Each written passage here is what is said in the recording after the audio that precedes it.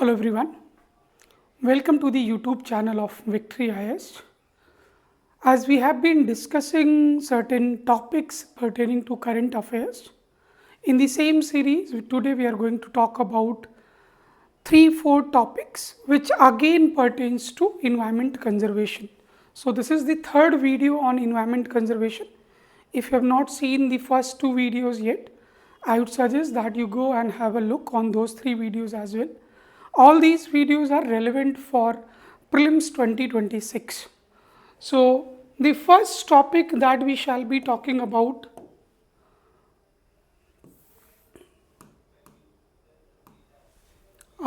is related to recovery of the ozone layer, and recently United States Senate has ratified the Kigali Agreement.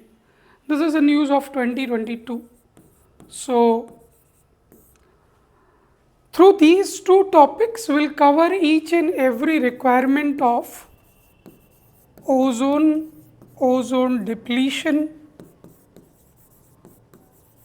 the ozone depleting agents or the substances, and then the efforts which have been made at national as well as international level.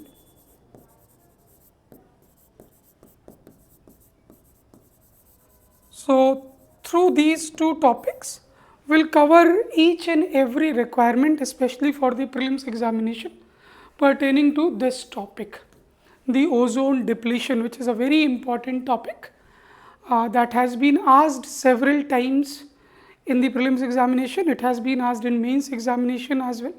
Moreover, if you look at the international efforts with respect to environment conservation, you'll come across the fact that it is among those international efforts which are successful.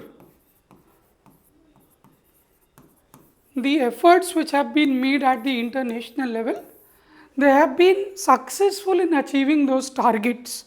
So this is one of those attempts. You must have heard of something called as Montreal Protocol, and then in the same backdrop of Montreal Protocol, later on we see Kigali Agreement in 2016.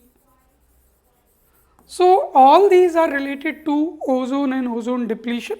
We'll have a detailed discussion about this topic through these two topics that were seen in the newspaper. And then the second topic that we shall be covering is related to a green energy transition, which India has been making efforts. Almost all the responsible countries of the world are making efforts to move towards green sources of energy. Green sources of energy means the renewable sources of energy, basically discarding the non-renewable sources of energy and moving towards, in a phased manner, in a slow manner, towards the greener sources of energy. And then again a topic related to climate change, a very good topic wherein we are going to talk about the tipping points. The climate change, the global warming which is occurring, is resulting into certain developments from where it is difficult to get back. Those are the phenomena, those are the changes which are irreversible in nature. So we'll see that how this climate change, the global warming that has occurred till now, how it has reached to the level of tipping point, since it is related to climate. So that is why climate tipping point. So we'll have a detailed discussion about these 3 topics broadly. So let's begin with the first topic. So the first news pertains to ozone layer.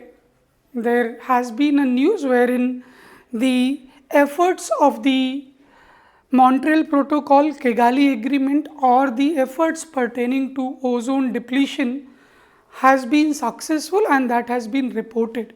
So before I come to this news, let me tell you the important things about ozone, or all those important things which we should know with respect to ozone depletion, the ozone depleting substances, and how the different attempts have been made at the international level in order to deal with this problem of ozone depletion. So first thing I'll talk about is ozone. Ozone is a gas written as O3. We'll have a detailed discussion that at certain places in the atmosphere it is a good gas, and at certain places it is considered to be a harmful gas. So we'll have that discussion. Has been asked already in prelims many times, could be asked again. And then we'll talk about ozone depletion. So basically the ozone layer is getting depleted. So let me write ozone layer depletion, and then broadly I'll talk about the efforts that have been made at the international level, also at the national level. National means with respect to India, we are going to talk about at the national as well as international level in order to deal with this global problem of ozone layer depletion. So ozone, if you know, as I said, that ozone is chemically represented as O3. It is the combination of 3 atoms of oxygen, and this ozone is found, let's say this is the Earth's surface. So this ozone as a gas is found in lower troposphere, or it might be written troposphere as well, and stratosphere. I'll tell you how it forms a layer in the upper troposphere, in the stratosphere. So basically this ozone gas is found broadly at 2 places. One is lower troposphere and one is stratosphere. So in lower troposphere it is a harmful gas. It is a harmful gas. So over here the gas which is close to the Earth's surface, lower troposphere means the part of the layer of the atmosphere which is closest to the Earth's surface. So the gas which is the ozone gas which is found in the lower troposphere is a harmful gas. It causes, skin cancer. It causes irritation in the eyes, and at times retina of the eyes gets disturbed. So these are the problems associated with the ozone gas which is found in the lower troposphere. And in the upper troposphere, in fact, it is also a global warming gas. Ozone is also having global warming potential. So it is also a global warming gas. So it is a harmful gas when it is found in the lower troposphere. But it is a useful gas. It is considered to be good for humans or the entire ecosystem, the ecosystem of the Earth, when it is found in the stratosphere. So ozone is useful in the stratosphere, it is harmful in the lower troposphere. So let's see how this ozone is getting formed. So ozone formation, we know that oxygen is present in the atmosphere in abundance, and it is basically 3 atoms of oxygen. So it is getting formed from the oxygen only. So let me erase all these things. So oxygen in presence of UV rays. So basically oxygen which reaches into the upper troposphere or into the stratosphere, this oxygen in presence of UV converts into oxygen free radical. This is called oxygen, the atoms of oxygen which are free radicals, and these free radicals have greater tendency to combine with the oxygen molecule and forming O3. So basically this phenomena is occurring in the upper troposphere, wherein upper troposphere, or call it the stratosphere. Upper troposphere ultimately merges with the stratosphere. So this is how oxygen is getting formed. So in the upper troposphere, this ozone formation is very high, and that is why in the stratosphere or lower part of the stratosphere, because of very high concentration of ozone gas, a layer like structure is formed, and that layer is called ozone layer. So basically it is the rich concentration of the ozone gas in the stratosphere, which is located nearly say 20 to 30 kilometers. At times it might be located up to 50 kilometer as well. So broadly nearly 20 kilometer to 30 kilometer, this ozone layer is located from the earth's surface, and this ozone layer which is present in the stratosphere, basically let's say this is the earth's surface and this is the ozone layer that we are talking about. In stratosphere, the high concentration of the ozone gas, it is basically preventing the UV rays which are part of the sun rays, and this absorbs the sun rays including the UV rays, and basically because of the absorption of these UV rays, these UV rays do not reach to the earth's surface, and these UV rays are again very harmful. Again they cause skin cancer, they cause a lot of health problems. So the ozone layer or the high concentration of the ozone gas in the stratosphere absorbs these harmful UV rays, and that is why we are saying that in the stratosphere the presence of ozone is good for us. So this is the job of ozone layer in the stratosphere. But because of a number of human activities, this ozone layer is getting weakened. It is basically disrupting, it is depleting. What are those activities? So the anthropogenic activities, the man-made activities such as the release of ozone depleting gases. I'll tell you from where those ozone depleting gases are getting released, but before that let's understand what are those ozone depleting gases. So ozone depleting gases are primarily chlorofluorocarbons, then hydrochlorofluorocarbons, hydrochlorofluorocarbons, this, and then halogens, and then if you know carbon tetrachloride, CCl4, carbon tetrachloride, and then various compounds of bromine. So basically the compounds of chlorine and bromine are getting released into the atmosphere, and these compounds of chlorine and bromine are harmful to the ozone gas. So basically they break the ozone gas. How that is happening, I'll explain that as well. But before that, let me explain what are the sources of these gases, these compounds. So they are getting released from the refrigerators, ACs that we use.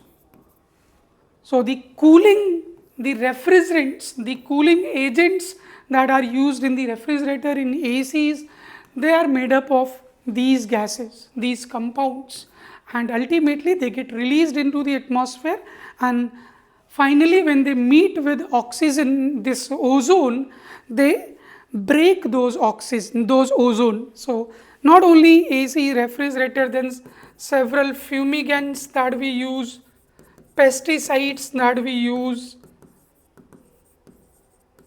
these are the different sources. Then these are the different sources from where these gases, these compounds are getting released, which are ozone depleting. Ozone depleting means they will break down the ozone. What is happening, let me tell you. Basically these gases, they get released in the mainland part of the world, because that is where population is residing. But from the mainland part of the world, they are transported towards the polar regions. So, why polar regions are important, or why maximum ozone depletion is occurring in Antarctica, that explanation will come now. If you look at the facts, you'll realize that maximum ozone depletion has occurred over the parts of uh, Antarctica, in the stratospheric part over Antarctica, or in the polar region. But if you compare Arctic and Antarctic region, so Antarctic region is more depleted. So, I will explain that. This explanation will come from the subsequent discussion. So, basically these compounds which are released in the mainland part, say equatorial region or mid latitude region, they are carried in the upper troposphere, and from the upper troposphere, due to atmospheric circulation which happens in the upper troposphere from equator towards the poles.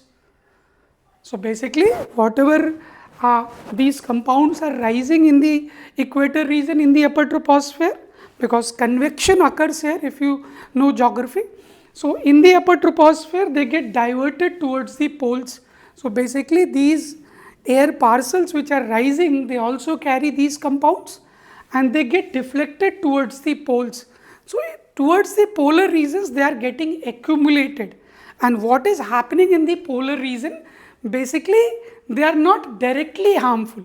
What is happening, these compounds in the low temperature, in very low temperature, temperature as low as in negatives 50, 60, 70 degrees Celsius, they basically release chlorine molecule. So, first requirement for causing this compound to deplete the ozone, they need to convert into chlorine. So, these compounds in the low temperature, very low temperature, the temperature is around minus 50, minus 60, minus 70 degrees Celsius, these compounds release chlorine molecule, and these chlorine molecules ultimately, when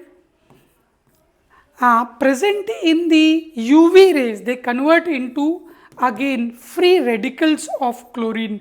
These are the free radicals of the chlorine, and these free radicals of chlorine ultimately combine with ozone, and then ClO and oxygen is created. So, basically this oxygen gets disintegrated. This ozone, not oxygen, this ozone gets disintegrated into these two compounds. So, because of these compounds being present in the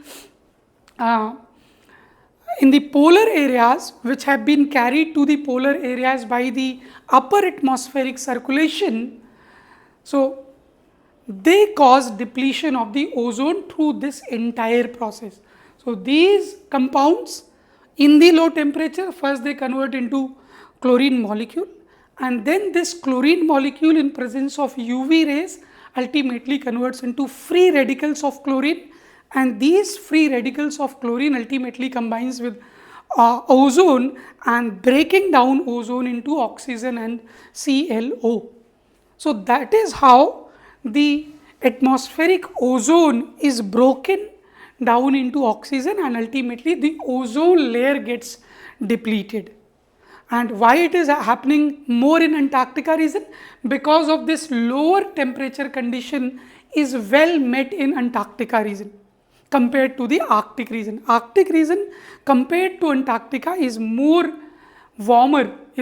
compared to Antarctica. So, Antarctica region has very low temperature compared to even Arctic also, and that is why this lower temperature in Antarctica facilitates formation of Cl2, which in slight presence of UV converts into Cl and ultimately breaking down or depleting the ozone layer in the upper atmosphere. So, this is how geography is playing a role. Obviously, the human activities, if they do not release these compounds, these gases, ultimately this will not happen. The natural ecosystem has been already maintained, but by our own actions are disrupting the natural ecosystem. So, this is how this disruption is occurring. I hope it makes sense. So, this is the reason that highest ozone depletion has occurred in Antarctica, then Arctic region, and then mid-latitude, mid-latitudinal regions of the world have the ozone depletion. You will never heard that ozone depletion is occurring over the equatorial region. Why? Because this lower temperature condition is not met. I hope this all makes sense. In fact, during the winters, if I tell you the seasonal variation in ozone depletion, during the winters, the depletion rate is very slow. Why? Because in the polar region during the winters, the sunlight does not reach. So, this chlorine gets formed, this chlorine molecule, because of the winter condition, the temperature is low. So, chlorine is getting formed, but this chlorine is not converting into the free radicals of chlorine. Why?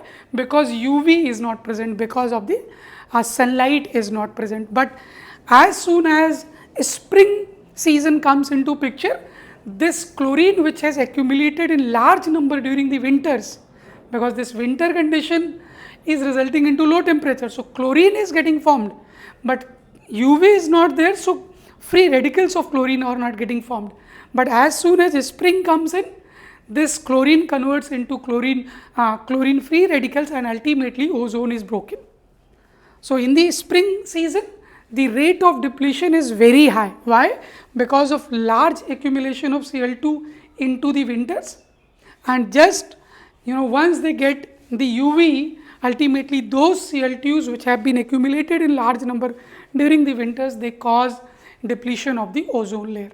So, these kinds of questions could be written in the prelims examination in statement forms, like why Antarctica has most of the ozone depletion, why Arctic region, why mid-latitude, why equatorial region does not have much of the ozone depletion. So, these are this is, if you have this understanding, you can easily sail through those questions. Anyway, moving further. So, realizing these problems of the human activities, the international community tried to address this problem. And what is happening in addressing those problems, let me take you there. So, in 1970s में few chemists from, these were the scholars from US and Mexico, they published a report in 1974 to be more specific, but these facts are not important, just for the understanding purpose I am telling you. So, the chemists from US and Mexico, they released a report highlighting that the ozone depletion is occurring in the Antarctic region. And now you have realized why it will begin from Antarctic region, because most of the depletion will take place in Antarctic region because of the favorable conditions for breaking down of the ozone. So, they observed that in Antarctic region, the ozone layer is depleting, and that report was made public. Though this created an awareness at the global level. This report created an awareness at the global level that there is one global problem which is occurring because of the human activities. But nothing substantial, nothing concrete happened in 1970s. In 1980s, in fact in 1985, first international agreement will come, and that is called Vienna Convention. In 1985, Vienna Convention comes into picture.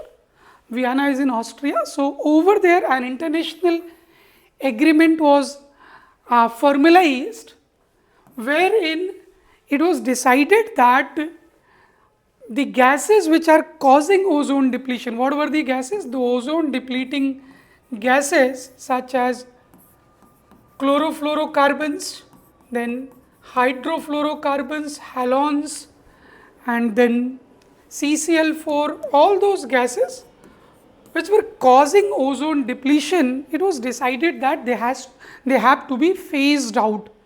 Their consumption, their production has to be phased out. It was decided, but it was non-binding in nature. This convention was non-binding in nature. So, subsequent to this development, because it could not have much impact, because it was, first of all, it is just the beginning of the efforts to do something like this, and second of all, it was non-binding in nature. So, it was difficult to enforce them. So, that is why in 1987, Montreal Protocol comes into picture with the same objective. The objective is same, that we have to phase out the consumption and production of these the ozone depleting gases at the global level, but it was made binding. So, the protocol was made binding, and the countries of the world were divided into two groups. One is called Annex 1 and second one is called Annex 2. So, Annex 1 were the countries which were developed countries of the world, which have more technological leverage. So, these countries, the developed countries of the world which were part of Annex 1, they were expected to phase out these gases at a faster rate. And the Annex 2 countries, relatively undeveloped, relatively developing countries of the world, they were also expected to phase out these gases, but in a slower manner, in a phased manner. So, these were the two groups that were created under Montreal Protocol, which was binding in nature, came into existence in 1987, and ultimately the efforts were made, and since they have to phase out these gases, so what was the replacement gas? So, replacement to this gas, the replacement agent or replacement gas was primarily the hydrofluorocarbons. So, when these gases were phased out, their production and consumption, those gases were replaced by hydrofluorocarbons. But this gas, later on it was realized that these gases, hydrofluorocarbons, they were non-ozone depleting, means that they were causing no depletion to the ozone, but they had great global warming potential. The HFCs have immense global warming potential. So, although they were solving one problem, but they were also causing another problem, the problem of global warming and climate change.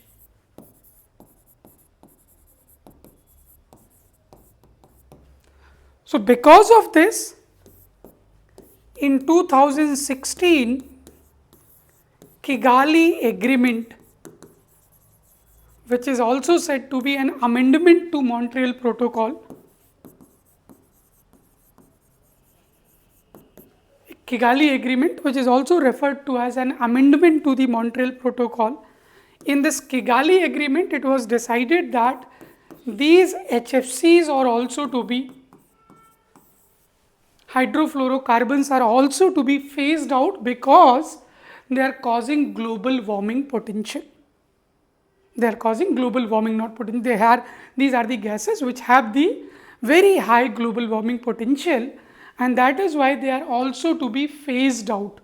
So, now in replacement to this HFCs, now we shall be using hydrofluoroolefins, HFOs, hydrofluoroolefins, or R290 propane. Now, these are the gases which are to be used as the refrigerating agents, refrigerants, the cooling agents instead of hydrofluorocarbons. The countries of the world are moving in the right direction. They are phasing out this now, and in fact, including India, they are trying to phase out this. India is also making a significant effort to phase out this, and now we are slowly and gradually moving towards the adoption of HFOs, which is hydrofluoroolefins, to propane 290, R290. These would be the new refrigerants that are to be used in place of all these gases which have either ozone depleting potential or global warming potential or both. So now we have come to this level, and it is expected that by 2040 there would be full recovery of the ozone in mid latitude areas. In mid latitudes means the areas are somewhere around 40° and above. So 40° to 60° north and south both. So over there whatever depletion has occurred, that would be fully recovered by 2040. This has been estimated, and it is expected that by 2045 the ozone depletion would be fully recovered over Arctic region, and by 2065 there would be full recovery of ozone over Antarctic region. So because Antarctic region is highly depleted, so that is why it is taking more time. So this is the entire idea of ozone layer depletion and the efforts which have been made at the national and the international level. Okay. Now let's take up the news. Now it should be an easier understanding. Recovery of the ozone layer. So this news is again pertaining to some report. As per NOAA, National Oceanic Atmospheric Administration of US, it is an agency which takes care of the atmospheric circulation as well as the oceanic circulation, which happens at a global level. So as per NOAA, the concentration of ozone depleting substances in mid latitude has significantly reduced. And why they are taking the level of 1980? Because the agreements, the international agreements started in 1980s, 1985 Vienna Convention comes into picture. Then ozone is a naturally occurring highly reactive molecule made up of 3 oxygen atoms. It is measured in Dobson unit. This I did not talk about, but rest of the things we have already discussed.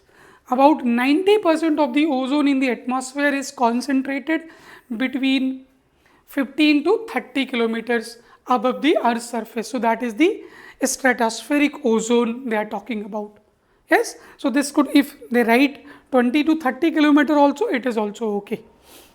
It is found at the ground level in lower concentrations, tropospheric ozone, and this is a pollutant. As I said that it is an air pollutant, it has global warming potential and it is harmful.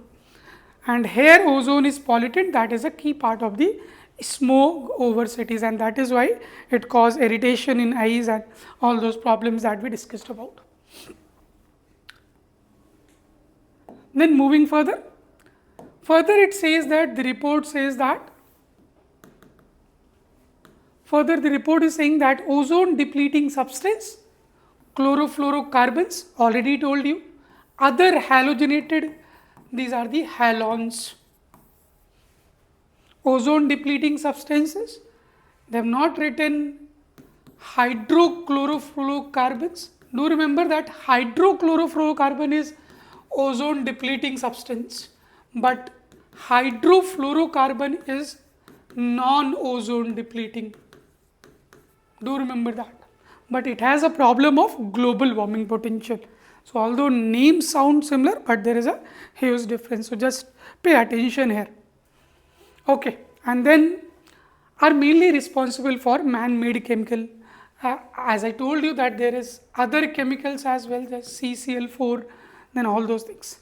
They are mainly used in refrigerator, air conditioners, fire extinguishers.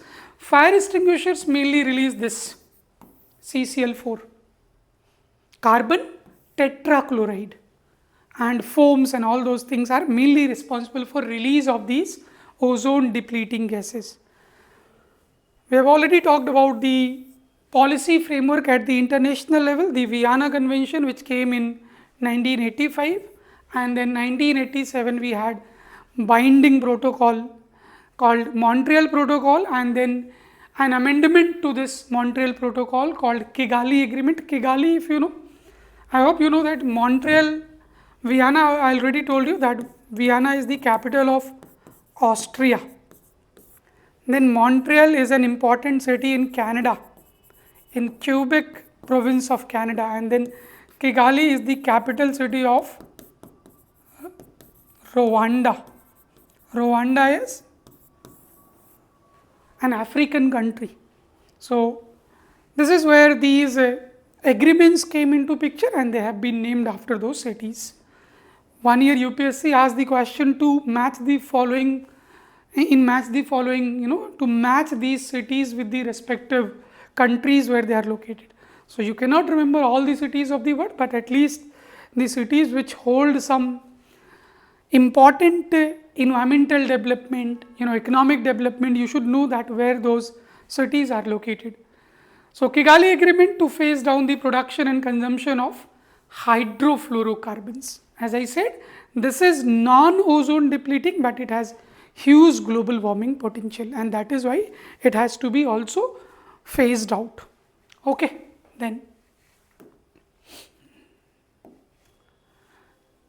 this is how the ozone is found in the atmosphere. If you look at the lower atmosphere, this is the troposphere region, the lower atmosphere, it is not found in much quantity, but as you move higher, in the altitude, the atmospheric layer is increasing.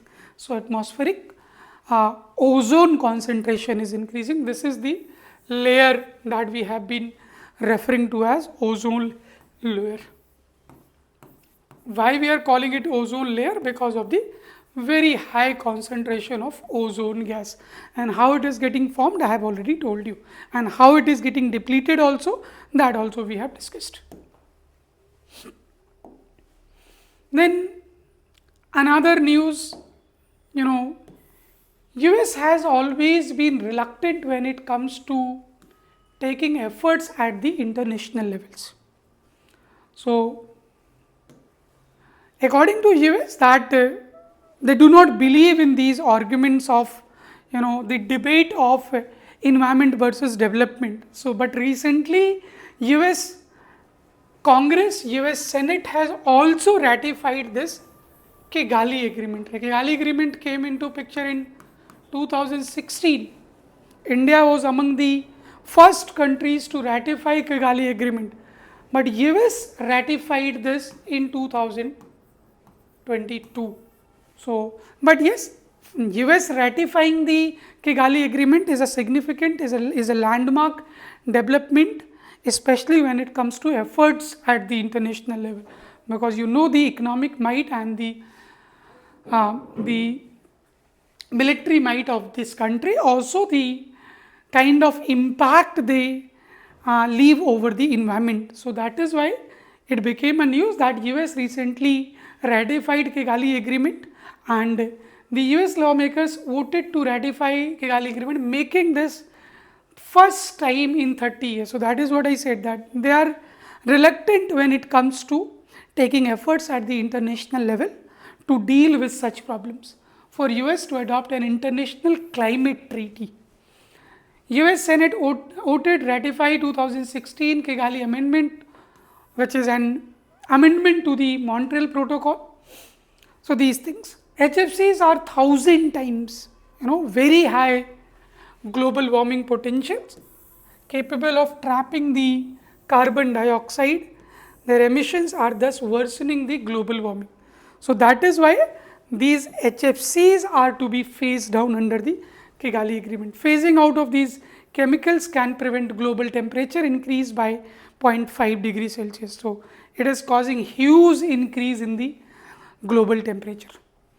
US has witnessed a spike in emission from HFCs between 2018 to 2019 because of the increased demand of air conditioning and refrigerator, because these refrigerants are used in air conditioner and the refrigerators. So that is why there was a huge spike, and then they also tried to be a responsible country when it comes to climate treaties. So that is why they ratified that in 2022.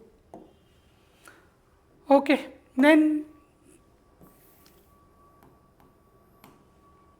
in 2020, the Congress passed the American Innovation and Manufacturing Act to allow Environment Protection Agency to regulate HFCs and stop their production and imports by 85% over the 15 years.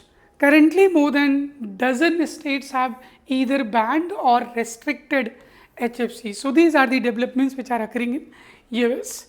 With these laws enacted, businesses already looking for alternative. I already told you the alternatives are already there. The HFOs, hydrofluoroolefins, and then R290 propane. Yes. However, under this treaty, if nations do not ratify Kigali Agreement, they will have restricted access to the international markets from 2033. So, this is how Kigali Agreement is also binding in nature, and they are also trying to build a pressure at the international community to become part of this agreement, because if you do not be the part of this, so you will have restricted access to the international markets. And mind you that a large number of countries are party to this protocol, the Kigali Agreement. Some 136 countries other than US. So US becomes the 137th countries, and in all there are nearly 200 countries in the world. So most of the countries are party to this. So if US does not become party to it, in the times to come, they might face the restricted access to the international markets. That is what the anticipation is. Okay, then moving further, let's talk about the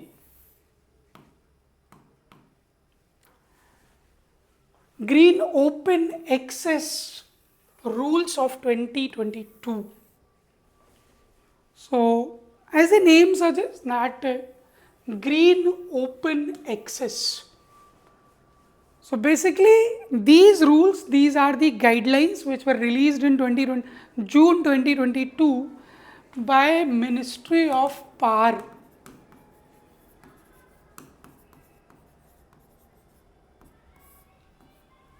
The Ministry of Power, central government, has released these rules in order to make transition from traditional sources of energy. What are those traditional sources of energy? Coal based energy generation to renewable sources of energy. So this is the idea of these rules, and obviously certain guidelines should be laid out in order to make sure that people follow these rules. So it was released in 2022. These are the important rules, considering that India has also updated its INDC, and among these several INDCs, what are INDC? Intended nationally determined contributions, which are declared to UNFCCC as part of the climate action taken by the respective countries. So India has also declared its INDC, and one of the INDC is that by 2030, India will reduce this carbon emission by 45%. Earlier it was 40%. Now the government has committed that by 2030 will reduce our carbon emissions by 45%. So this is an important declaration which country has given, and obviously in order to achieve these declarations, in order to commit to these declarations, the country has to take several steps. So it is in the backdrop of these declarations, these rules are coming into picture. Okay, so now let's understand what exactly is happening here. So on June 2022, Union government has notified green open access rules that will accelerate India's renewable energy programs. So obviously it will give more push, more incentivization for adoption to the renewable energy sources.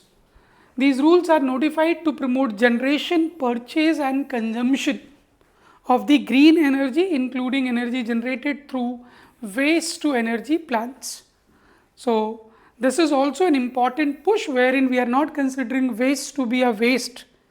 It has to be converted into energy. We have already discussed a number of initiatives of Government of India from where the waste has been converted into energy.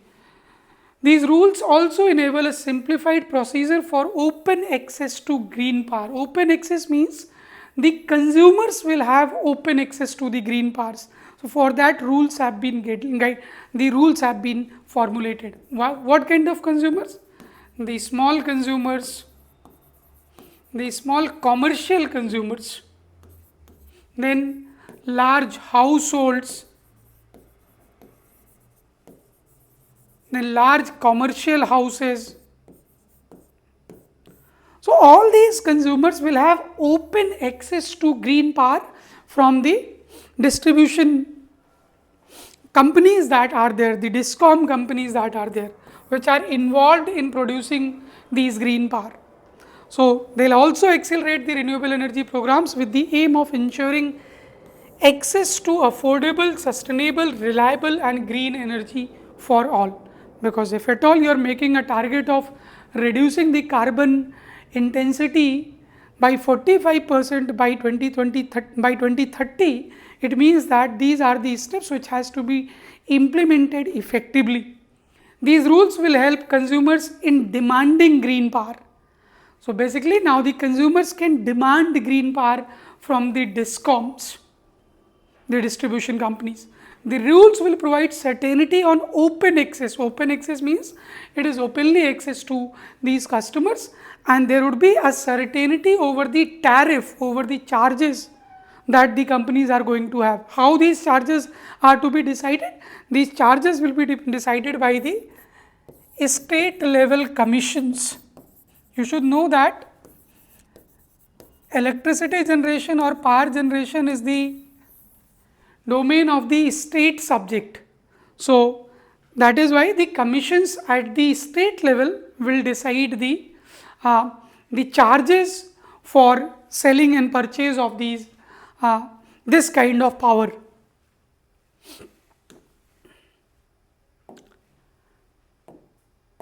Now moving further, so according to the rules, the green open access is allowed to any consumer. Limit of open access transaction has also been decreased from 1 megawatt to 100 kilowatt. So now even the smaller consumers will also be in position to buy this green energy. Earlier it was 1 megawatt that was minimum to be purchased from the discoms. Now it has been reduced to 100 kilowatt. So this will enable small consumers to purchase renewable energy by means of open access. How this open access will be ensured? A portal, a national portal would be created. There will be transparency approval process of open access applications. According to the rules, the approvals are required to be granted. This is important in the 15 days, and if within 15 days the approval is not given, it would be considered that approval is deemed, the application is deemed to be approved if it is not, any action has not been taken in the 15 days of the application. So automatically it would be deemed as approved, and it will be done through a national portal. That national portal name is GOAR, Green Open Access Registry Portal. So this is the portal. Tariff for green energy, as I said that there would be some tariff, and that tariff would be decided based on the cost of renewable energy. What is the cost of producing that renewable energy? But then over and above certain cost incurs. So those are service charges covering prudent cost of distribution license. These companies have to buy distribution license. Then transmission cost is there, cross subsidy charges are there in order to provide the green energy to the consumer. So this is how the tariff would be decided, and the final tariff would be decided by the, as I said, the state-based commissions. These rules will streamline overall approval process to grant open access, including improved predictability, timely approval of cash flows for renewable power producers as well. So this will maintain basically greater transparency in terms of production as well as sale and purchase of the green energy. And obviously there would be cap on increasing the cross subsidy surcharges. It's not that the surcharges or cross subsidy surcharges or any kind of surcharge, the state will not have the full liberty to put any kind of surcharge. There would be cap on this so that the green energy remains affordable. Okay. So rules provides for cap on increasing the gross subsidy and surcharges and do away with the additional surcharge. There will not be implementation of any additional surcharge. The idea is only that the green energy becomes affordable to everyone, so that it is high in demand in the market. Okay. So now the last topic for the day, an important topic again, climate tipping point. So tipping point means the point from where reversal is difficult, reversal is not possible. So there are certain changes which have already occurred in the atmosphere from where reversal is no more possible. Those parameters, those points are called climate tipping points. So all those changes which have become kind of irreversible in nature, they are referred to as climate tipping point. And why this has been happening? Because of the global warming and climate change, which is the result of the several anthropogenic activities wherein large amount of greenhouse gases are getting released.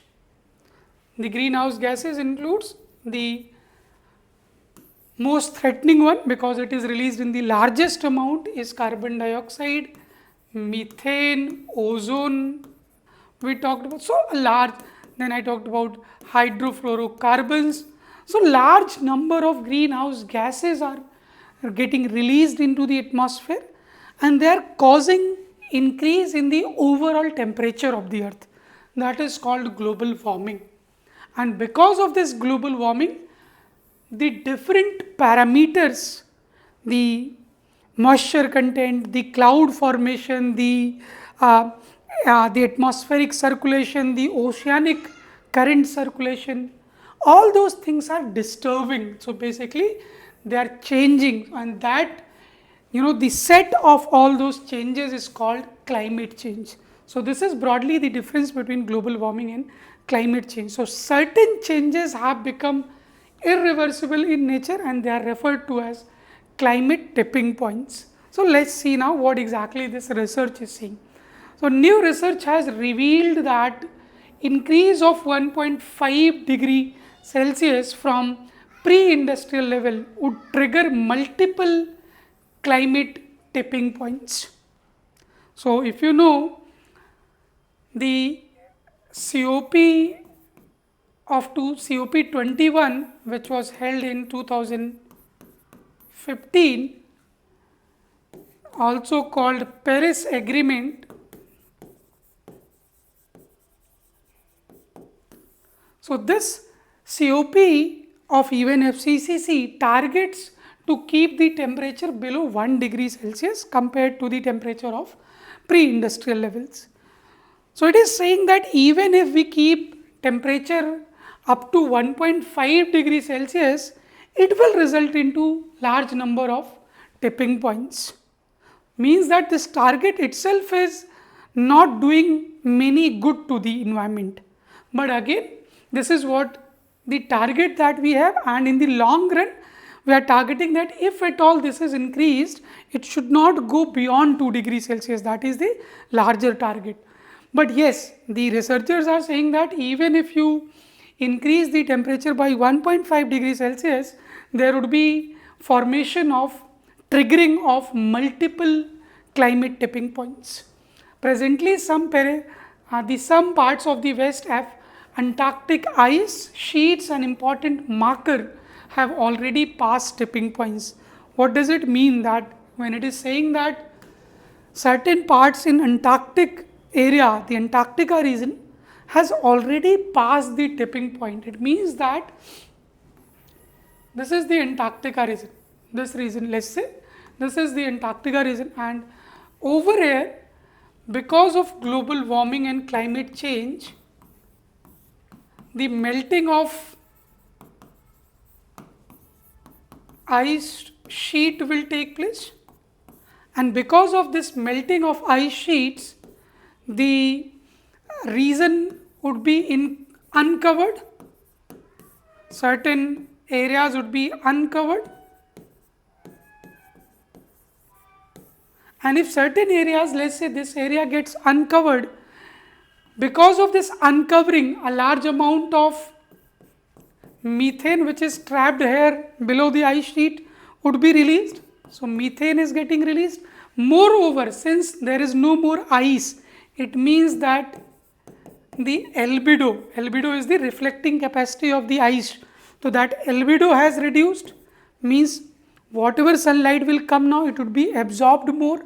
It means that because of this global warming climate change which resulted into melting of the ice sheet, it is further resulting into warming of the Antarctic area.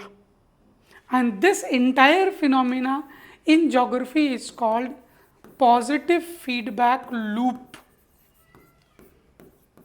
So, temperature increase or global warming or climate change in Antarctica region is responsible for positive feedback loop in that area.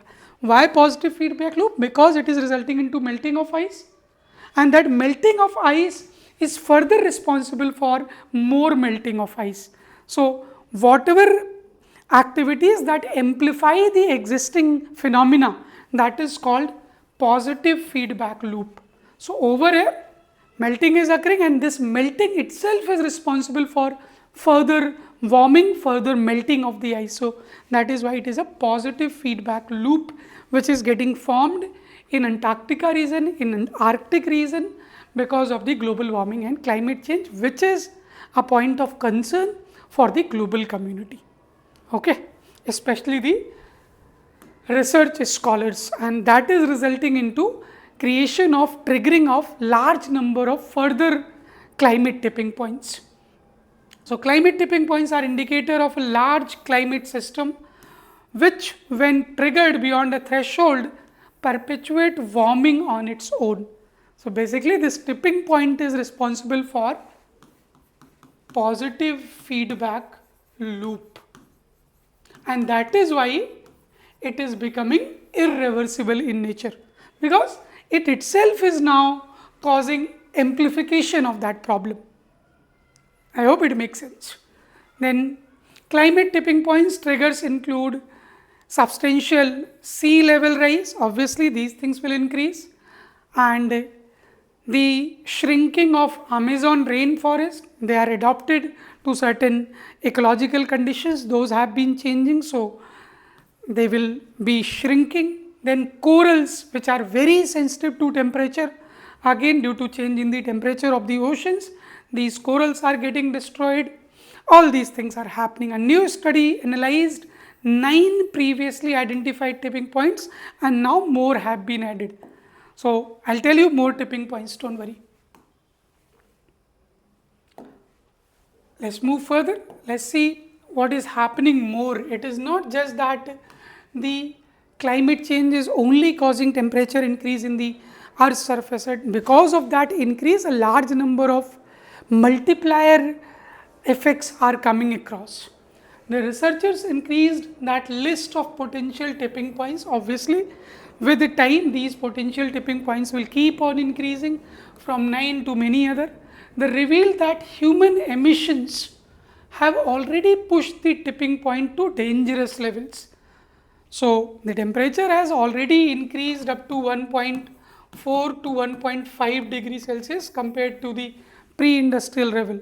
So, that is what it is saying, that the human activities have already pushed the uh, tipping points to the dangerous levels, of some of which have become irreversible. The goal set by UN Paris Agreement, already talked about this, to limit warming at 1.5 degrees Celsius to 2 degrees Celsius will not be able to avoid the adverse consequences of the climate change, as several of these climate tipping points have already been triggered. So, that is why climate change is a problem of existential nature. Climate change is not like any other problem. It is a problem which might result into non-existence of the entire ecological community that is found today on the earth. So, we are heading towards a bigger problem which is of existential nature. So, tipping points can be triggered at this, which is not a safe level of warming, but yes, obviously better than 2 degrees Celsius mark. The report further says that even a few tenth of a degree of excessive temperature could trigger new tipping points. So, that is what I am saying. With every degree increase or with every point increase in the temperature of the earth, there would be triggering of new tipping points, and it would be difficult to control thereafter. It goes beyond 1 point, if it goes beyond 1.8 degrees Celsius, the ocean convections in Labrador and Armington seas will be impacted, would collapse in the times to come. So, if you know Labrador Sea is in the northeast of North America, and the Labrador Sea, and if you look at Armington Sea, it is the part of the North Atlantic Ocean. Both are part of the North Atlantic Ocean, where you experience sinking of the oceanic water. Why it sinks? Because they are present near to the poles. Over it, temperature is very low. Since temperature is very low, it means that the water on the surface becomes heavy, and heavy water starts sinking down into the deep ocean. So, basically it not only sinks the water which is present at the surface has larger amount of oxygen, has larger amount of carbon. So, basically the water which sinks down, it also carries with itself the oxygen and also the carbon content, which is supplied to the ecosystem which is present at the deeper level in the ocean. So, basically this is very important for the existence of the marine ecosystem, and these are the natural phenomena which are occurring, but because of the climate change, because of the global warming, these phenomena are getting impacted. So, basically what is happening, because of the warming, they are no more colder as they used to be in the past. So, now they are warmed up comparatively, and because of this warming, this sinking has reduced. So, basically it is impacting the entire ocean convection. This is convection phenomena, right? So, that is getting impacted, and it is saying that if temperature increases beyond 1.68 degrees Celsius, this entire phenomena would collapse. That is what the estimation is. That is what the research is saying. In fact, if you have heard of something called as Atlantic Meridional Oceanic Circulation, AMOC, Atlantic Meridional Overturning Circulation or Oceanic Circulation. So, basically if you move to the polar areas, in the polar areas the water sinks down towards the depth of the ocean, and in the equatorial areas the water upwells, and because of upwelling in this region and sinking down in this region, there is a conveyor belt which is getting formed from the surface to the deeper part of the ocean, and that conveyor belt is known as AMOC, Atlantic Meridional Overturning Circulation, in the Atlantic Ocean. It is clearly visible in the Atlantic Ocean. In Indian Ocean, there is a lesser possibility. In the Southern Indian Ocean, it is possible, and in Pacific Ocean, it is a possibility, but it is well defined in the Atlantic Ocean. That is why Atlantic Meridional Oceanic Circulation. Makes sense? And it is getting highly impacted because of the climate change and the level of global warming that we have already incurred. So, these are the concerns for the global community, the global scientific community. Okay. So, in fact, these changes will result into the ecosystem, will result into impact over the ecosystems that are present in the oceans. In fact, the weather patterns will be impacted, the monsoon pattern would be impacted because of the disturbance to the natural ecosystem, because you know that all these atmospheric phenomena, the weather patterns, they all are interlinked, and if there is disturbance to one ecosystem, one atmospheric phenomena, it will impact all the atmospheric phenomena, and that will have adverse impact over the humans, the human life, including the other biodiversity that exists on the earth's surface. Okay. Then in the scenario of the report does not stop at 2 degrees Celsius or 1.8 degrees Celsius, it is saying that if at all the temperature increases up to 4 degrees Celsius, the wider Atlantic meridional overturning circulation that I told you, that starts from southern, the equatorial region in the Atlantic Ocean, wherein there is upwelling of the water, and in the polar region there is sinking of water, and this entire conveyor belt would be disturbed, would collapse if temperature increases up to this, and severely disrupting the monsoon systems across the world.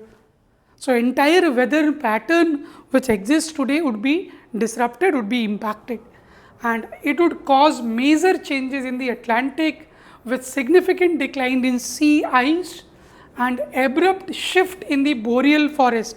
Boreal forests are, again, they are acclimatized to a certain temperature conditions, to a certain climatic conditions, and because of the changes in the temperature conditions, the climatic conditions, they would also be shifting further northwards. So, again there would be immense disruption in the boreal forest, the forest ecosystem as well, worsening the rising temperature and causing significant changes in the weather pattern. So, this is how the climate change becomes a problem of existential nature and which has to be addressed as soon as possible. I believe that the efforts have been taken at the international level, at the national levels, but yet those efforts, those collaborations, those multilateral initiatives are not yet sufficient in order to deal with this problem of climate crisis. Thank you so very much.